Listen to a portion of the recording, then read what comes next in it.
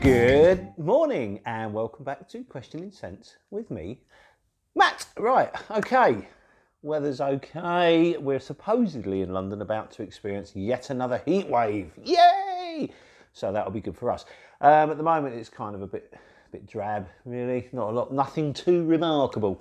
Obviously I've still got this hat on, so that means we're still in lockdown. I'm actually trying to negotiate my way out of having to wear the hat for videos, but the young lad, he's quite set in his ways on this one, and after all, a bet is a bet. So I think at the moment it's going to be on my head for the foreseeable future. Anyway, enough waffle about me. How are you guys? I hope you're doing well.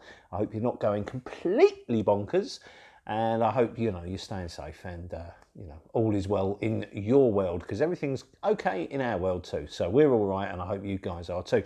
Anywho, we're back with another review today, trying to catch up on lots and lots of reviews that we've missed. We've missed our sort of scheduled time slots for, shall we say.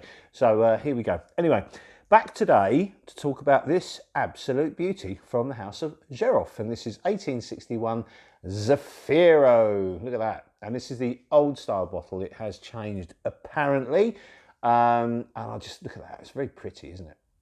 This is a big 100ml bottle, but I'm definitely going to get through this. And as with all of these, the caps are beautiful, big and solid, and lots of glass there. It's a very, very pretty bottle, and one I really enjoy taking photos of, as well as just wearing. Now, I am wearing it today, and I will spray some more for the purposes of the review. Really, really good spray. So this belts out. Anywho, let's have a talk about it. So this came out in 2015, and there were 3 perfumes in this sort of 1861 collection that were released to celebrate the 150th anniversary of the unification of Italy. Now you have Naxos, you have Renaissance, and you have Zefiro. This is apparently a celebration of Rome. This perfume is meant to give an olfactory representation of the city of Rome.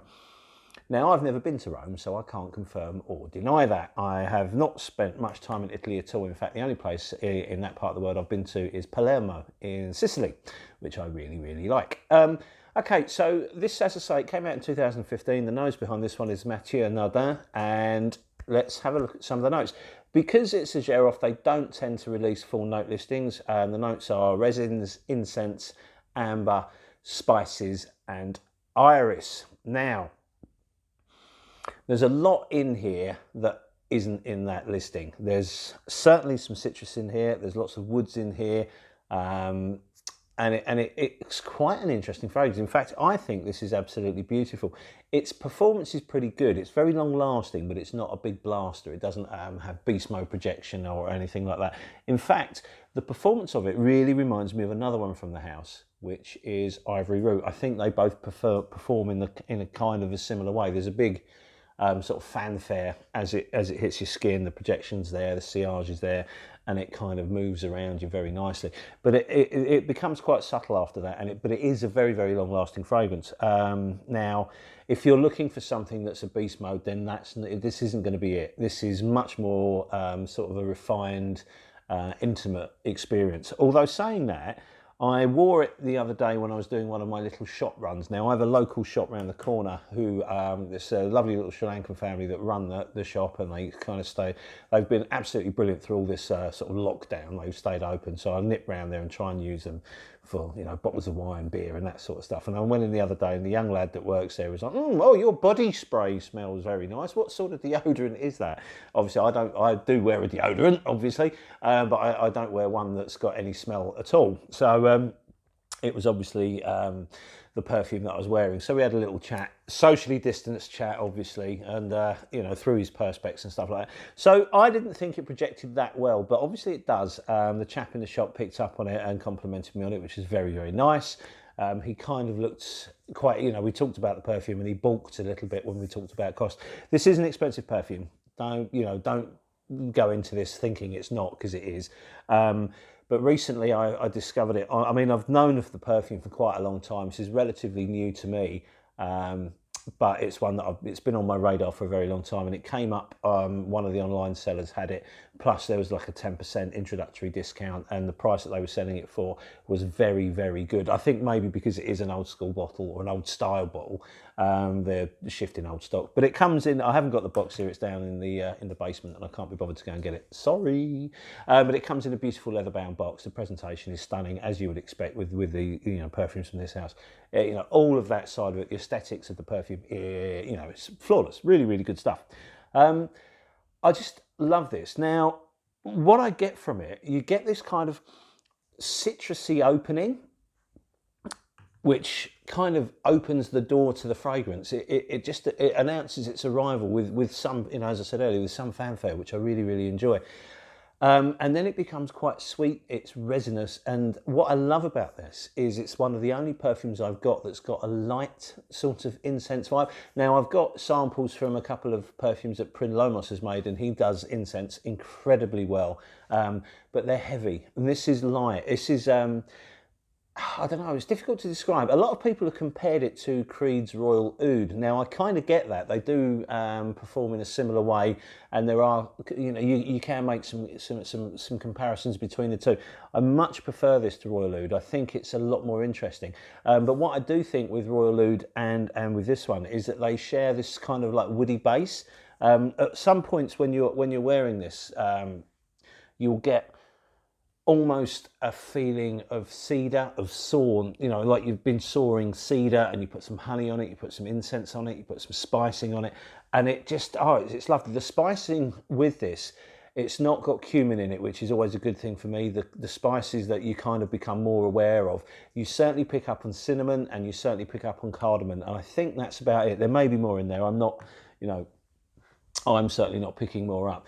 It has a warm, ambery dry down, and I don't really get too much iris. The iris in it is quite subtle, and I would like a bit more. I love iris. I think it's a beautiful note, and I'd like to get more from this. But because of the incense and the wood, this sort of churchy vibe is quite accurate. You do feel that you're in an old church with this sort of polished wood and incense in the background. But because of the honey, there's a sweet wine accord to this as well, which is quite mad. It's just, I don't know, it does. I can imagine Rome smelling like this, I really could. But, again, that's all very hypothetical because I've never been to Rome, so I'm not going to say for 1 minute, it smells just like Rome. How do I know? I've never been there, I can't tell you that. But it does remind me of walking into a church on a warm summer's morning. This isn't a summery fragrance either, don't get me wrong. It's too... I've been wearing it in warm weather and it's lovely, but I think this is more of an autumnal, possibly even a winter fragrance because of the sweetness and the resinousness and the amberiness. I think it'll be perfect in the winter, but I like it on a warm day. I think it's very, very good for that. But it's not. It's not a freshie. It's not light. It's not. I don't know. It's not. Yeah, it's not something that you would gravitate towards when. Oh, look, a hot day. I must wear Zefiro. I don't think that's ever going to happen. But I think it is wearable in that sort of situation as long as you're kind of light on the trigger. Maybe a summer's evening would be perfect for it. I've worn it, as I say, in the day, but I haven't had it that long, so I don't know how it is going to behave in the winter. I do think it's going to be mega though. So. Who can wear this? Well, to me, this is quite a masculine fragrance. I think it is a totally unisex fragrance, but I think it's got a more masculine leaning. But I think, again, a confident woman could wear this. I think this is also more for, again, I keep saying this, but I think this is another one for the more mature fragrance enthusiast. It's not a crowd-pleasing young, look at me kind of fragrance at all. It's a very mature fragrance, I think. I wouldn't waste this on work. I would save this now for special occasions. Obviously, I'm talking about when all this is over and we all go back to our normal lives. This would be for me the perfect date night fragrance. It would be the perfect big evening out fragrance. I think it's a beautiful fragrance. I think it's a warm and inviting fragrance. It's an interesting fragrance. If you like things like Andy Tauer's L'air du Désert de Moroccan, you will like this. They both share an incensey vibe. This is lighter than L'air du Désert de Moroccan. I think this is a slightly more interesting. I know I'm going to get loads of grief for saying it, but I think this is a more interesting fragrance than the Tower one. No disrespect to Andy Tower and LDDM. I think it's a wonderful fragrance, but as I said in previous reviews, I already have Ivory Root, which I think is even more similar to LDDM, so I would never. There's no need for me to buy the Tower perfume. Although I would love it in my collection. Don't get me wrong. I've just got too many fragrances that are like in that world, especially now I've got Zefiro, because this is a lighter take on incense. It doesn't have the darkness that I have with lots of other incense driven frags. You know, oud and incense and bakor and things like that always seem to go well together. And this is one that's using incense but in a completely different way. So it's a beautiful frag. I really, really like this. It's certainly one that you're gonna need to sample. I would never recommend sort of blind buying anything from, you know, any of the bigger, more expensive niche houses. It's too much of a risk. What I will say though, because of the I think that because of this sweet wine, because of this kind of incensey vibe and the warm woods and the sweetness of it all, it's really, really comforting. It's a fragrance that if you're slightly feeling unsure, because normally, you know, when I sort of, you know, looking for a calming fragrance, I'll go for something very sandalwood driven. And this doesn't have any sandalwood in it at all that I can pick up on. It has woods in it, but I think it's more like a cedary type of woods, and it's normally sandalwood that I use or wear to make me feel calm. But this does it. I think it may be, you know, this sort of being sort of, you know, being dragged into a church-like setting by the smell. Maybe it's that makes it such a calming fragrance. I don't know, but it is a real comforting one, and one that I think is really, really good to wear if you're starting to get a bit stressed or anything like that. It is a very, very calming fragrance. Beautiful stuff, but you're going to have to like cardamom, you're going to have to like cinnamon, you're going to have to like resinous vibes, you're going to have to like amber, you're going to have to like, you know, sort of a little bit of iris, and you're going to have to like a sort of a sweet winey vibe. It's a very difficult one. You know, it's like a pudding wine, but I normally associate sort of sweet wines as being kind of like, you know, quite thick and gloopy, and this as a fragrance isn't thick and gloopy. It's not a light fragrance, but it doesn't feel overly thick and blah, blah, blah. It's just such a lovely wear. As you can gather, I'm struggling a little bit to describe this perfectly because it's a real good fragrance. Don't get me wrong, I love it, absolutely love it, but it's quite a mystifying one to describe completely accurately. I think it's well worth a look. You know, please get a sample of this one. Don't expect something with a performance like a duetto or More Than Words or something like that, because it's not. It just doesn't have that bombastic shouting that, you know, a lot of the fragrances that I have from Xerjoff have. This is a more refined, more subtle, beautifully blended, fabulously comforting, and just, I don't know, it's quite intoxicating. As you can probably gather, I'm rather taken by it because I think it's absolutely a work of art. I really, really enjoy this one, and I hope you get a chance to sample it too. Listen, thank you so much for all the messages we're getting from Instagram and, you know, on the actual, you know, the YouTube page itself. We're really, really enjoying interacting with you via the channel or via Instagram. So please, you know, keep your questions coming.